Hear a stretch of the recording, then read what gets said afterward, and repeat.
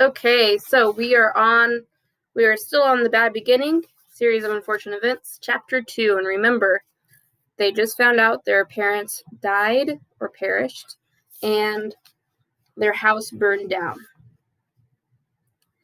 It is useless for me to describe to you how terrible Violet, Klaus, and even Sunny felt in the time that followed.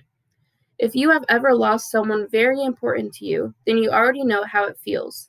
And if you haven't, you cannot possibly imagine it. For the Baudelaire children, it was of course especially terrible because they had lost both their parents at the same time, and for several days they felt so miserable that they could scarcely get out of bed. Klaus found he had little interest in books. The gears in Violet's inventive brain seemed to stop, and even Sunny, who of course was too young to really understand what was going on, bit things with less enthusiasm. Of course, it didn't make things any easier that they had lost their home as well, and all of their possessions. As I'm sure you know, to be in one's own room, in one's own bed, can often make a bleak situation a little better. But the beds of the Baudelaire orphans had been reduced to charred rubble. They burned up. Mr. Poe had taken them to the remains of the Baudelaire mansion to see if anything had been unharmed, and it was terrible. Violet's microscope had fused together in the heat of the fire. Klaus's favorite pen had turned to ash, and all of Sunny's teething rings had melted. Here and there the children could see traces of the enormous home they had loved, fragments of their grand piano, an elegant bottle in which Mr. Baudelaire kept brandy, the scorched cushion of the window seat where their mother liked to sit and read. Their home destroyed, the Baudelaires had to recuperate from their terrible loss in the Poe household, which was not at all agreeable. Mr. Poe was scarcely at home because he was very busy attending to the Baudelaire affairs, and when he was home he was often coughing so much he could barely have a conversation. Mrs. Poe purchased clothing for the orphans that was in grotesque colors and itched, and the two Poe children, Edgar and Albert, were loud and obnoxious boys with whom the Baudelaires had to share a tiny room that smelled of some sort of ghastly flower. But even given the surroundings, the children had mixed feelings when, over a dual dinner of boiled chicken, boiled potatoes, and blanched — the word blanched here means boiled — string beans, Mr. Poe announced that they were to leave his household the next morning. "Good," said Albert. Remember, Albert is Mr. Poe's son, who had a piece of potato stuck between his teeth. "Now we can get our room back. I'm tired of sharing it. Violet and Klaus are always moping around and are never any fun." "And the baby bites," Edgar said, tossing a chicken bone to the floor as if he were an animal in a zoo and not the son of a well-respected member of the banking community. "Where will we go?" Violet asked nervously. Mr. Poe opened his mouth to say something, but erupted into a brief fit of coughing. "I have made arrangements," he said finally, "for you to be raised by a distant relative of yours who lives on the other side of town. His name is Count Olaf." Violet, Klaus, and Sunny looked at one another, unsure of what to think. On one hand, they didn't want to live with the Poes any longer. On the other hand, they had never heard of Count Olaf and didn't know what he would be like. "Your parents' will," Mr. Poe said, "instructs that you be raised in the most convenient way possible. Here in the city, you'll be used to your surroundings, and this Count Olaf is the only relative who lives within the urban limits."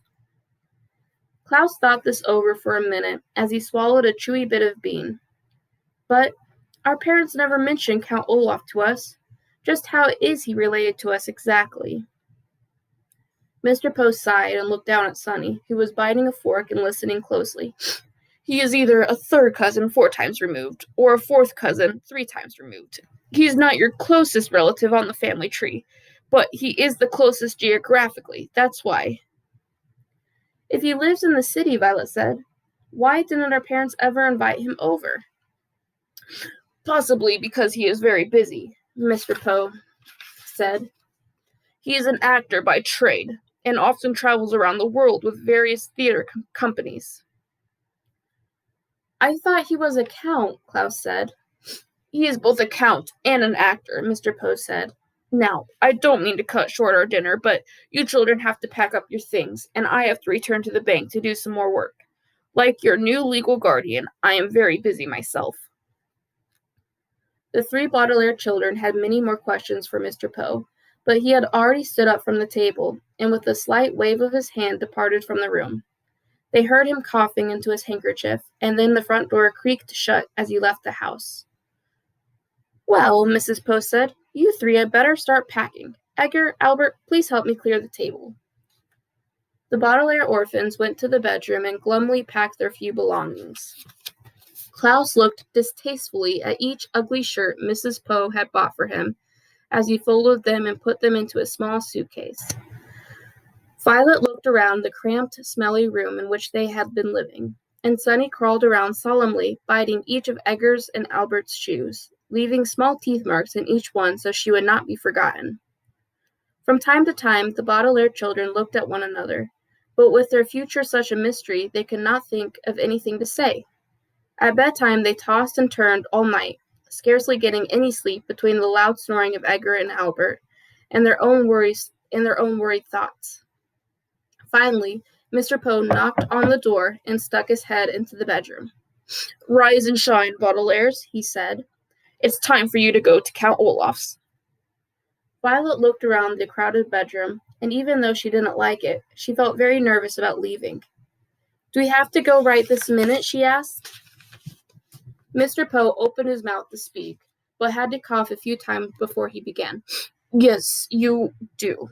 I'm dropping you off on my way to the bank, so we need to leave as soon as possible. Please get out of bed and get dressed, he said briskly. The word briskly here means quickly, so as to get the Baudelaire children to leave the house. The Baudelaire children left the house. Mr. Poe's automobile rumbled along the cobblestone streets of the city toward the neighborhood where Count Olaf lived. They passed horse-drawn carriages and motorcycles along Doldrum Drive. They passed the Fickle Fountain, an elaborately carved monument that occasionally spat out water in which young children played.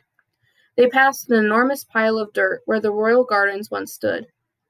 Before too long, Mr. Poe drove his car down a narrow alley lined with houses made of pale brick and stopped halfway down the block. Here we are, Mr. Poe said, in a voice undoubtedly meant to be cheerful. Your new home. The Baudelaire children looked out and saw the prettiest house on the block. The bricks had been cleaned very well, and through the wide and open windows one could see an assortment of well-groomed plants. Standing in the doorway, with her hand on the shiny brass doorknob, was an older woman, smartly dressed, who was smiling at the children. In one hand she carried a flower pot.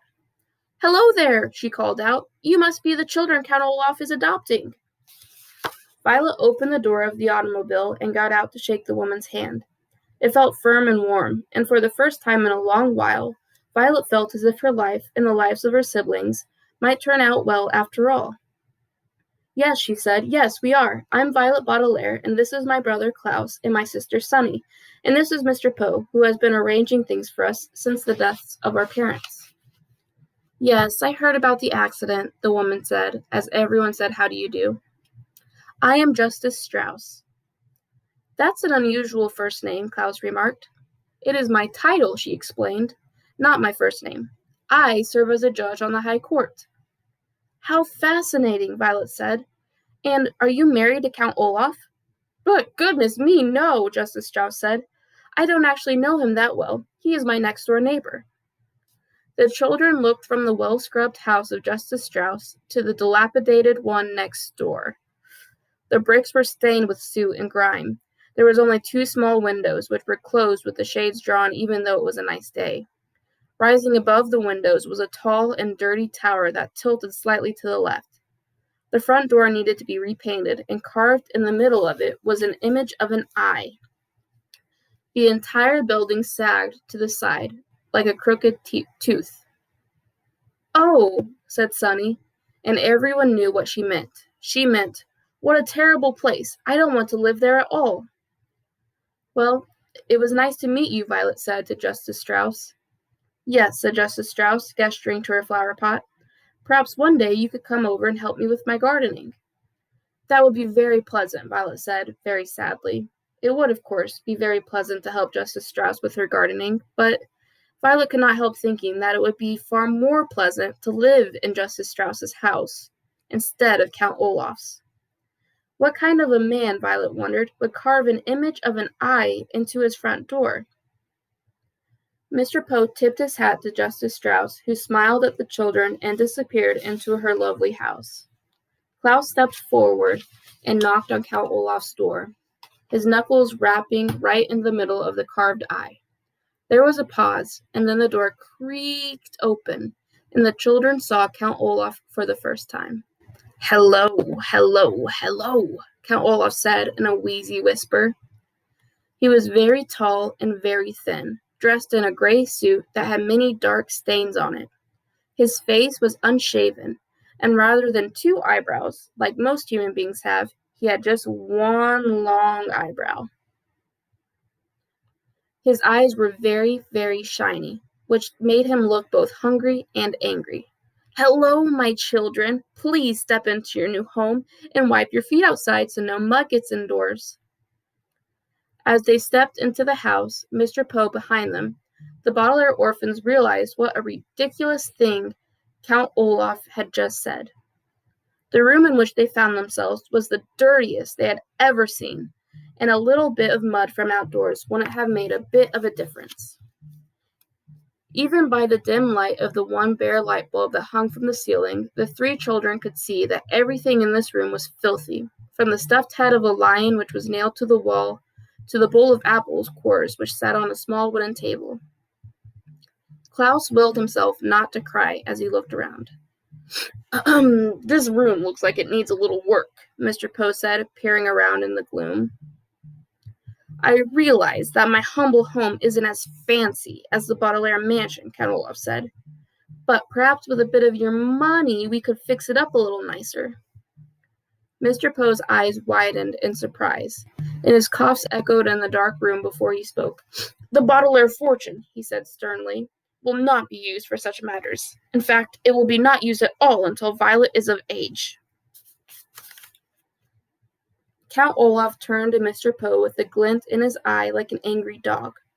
For a moment, Violet thought he was going to strike Mr. Poe across the face, but then he swallowed. The children could see his Adam apple bobbing in his skinny throat, and shrugged his patchy shoulders. "All right, then," he said. "It's the same to me. Thank you very much, Mr. Poe, for bringing them here. Children, I will now show you to your room." "Goodbye, Violet, Klaus, and Sonny," Mr. Poe said, stepping back through the front door. "I hope you will be very happy here. I will continue to see you occasionally, and you can always contact me at the bank if you have any questions." "But we don't even know where the bank is," Klaus said. "I have a map of the city," Count Olaf said. "Goodbye, Mr. Poe." He leaned forward to shut the door, and the Baudelaire orphans were too overcome with despair to get a last glimpse of Mr. Poe. They now wished they could all stay at the Poe household, even though it smelled. Rather than looking at the door, then, the orphans looked down and saw that although Count Olaf was wearing shoes, he wasn't wearing any socks. They could see, in the space of the pale skin between his tattered trouser cuffs and his black shoes, that Count Olaf had an image of an eye tattooed on his ankle, matching the eye on his front door. They wondered how many other eyes were in Count Olaf's house, and whether, for the rest of their lives, they would always feel as though Count Olaf were watching them, even when he wasn't nearby.